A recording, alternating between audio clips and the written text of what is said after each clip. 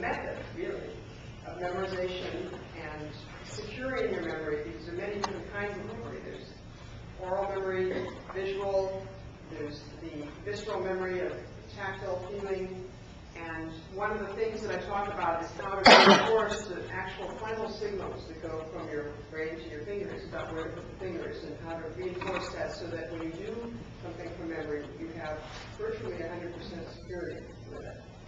So you'll find that useful. Now, if we take a look at variation 3, right? I can't see that. So let's share the stand here. So it goes here. What I'd like to see you do is add a rest stroke to the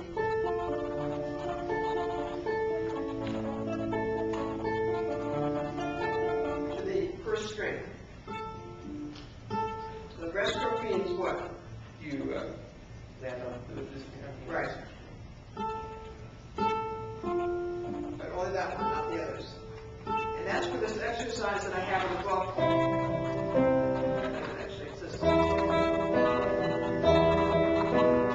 Where I'm doing a simultaneous rest stroke with the thumb and one of the other fingers every 4 beats, which is twice as hard, if not 4 times as hard, as doing just a single rest stroke. So if you can master that, it gives you enormous control in terms of being able to choose to do a rest stroke whenever you want to in either finger, and if you're doing anything that involves multiple voices, it gives you much more control in the fingers of being able to produce the volume that you want and bring out any voice.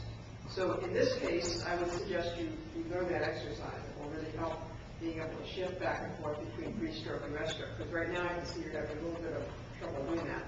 So let's just try it, just that much. So we're going to do a rest stroke on the first string, and everything else will be free stroke. So just do this. But rest stroke. Rest stroke means we're resting on the string behind. Right. Okay, now the rest are going to be, the others are going to be free stroke.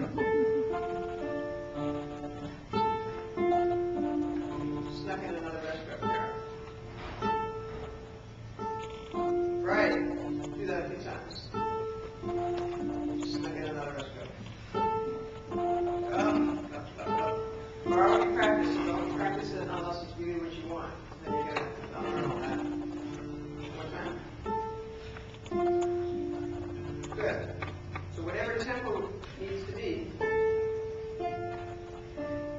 try that tempo. Another rest stroke. No, okay, let's just try 2 notes. Pum and pum. So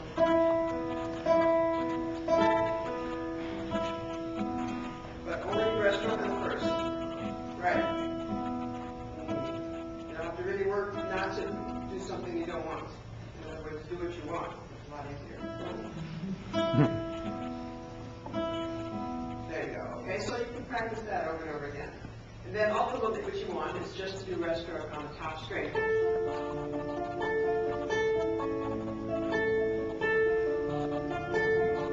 Right? So we can really shape that line and make it very beautiful. Otherwise it's kind of lost in the shuffle of all the other notes. Then let's take a look. Why don't you play a little bit of this one? Oh, you didn't do that one, okay. What else did you do? I did this one too. Okay. So let's skip ahead and just do the variation 1. That one? Yeah.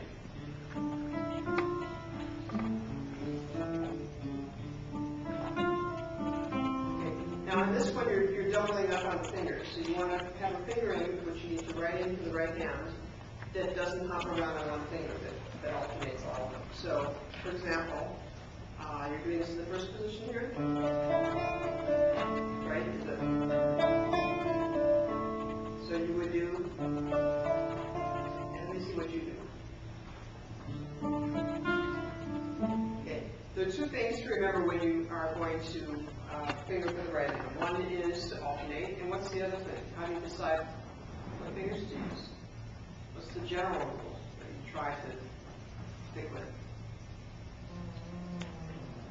Hint. Your hand is like this.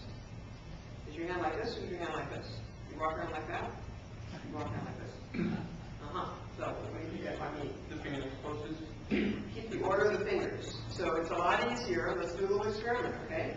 Take these two fingers and go like this. Now do as fast as you can. Now reverse the order and do M-I, M-I. No, what I mean is reverse it. So you start with M here. How did that feel? Terrible, yeah. That's because you're changing the order of the fingers. So that's why preserving the order of the fingers will produce a fingering that really works well. So when you switch from M to I like that, that's going to be very hard. So you're doing a lot of mixing and mushing all over the place with that. So you're hopping and doing wrong changes. So you need to work out a fingering in this case.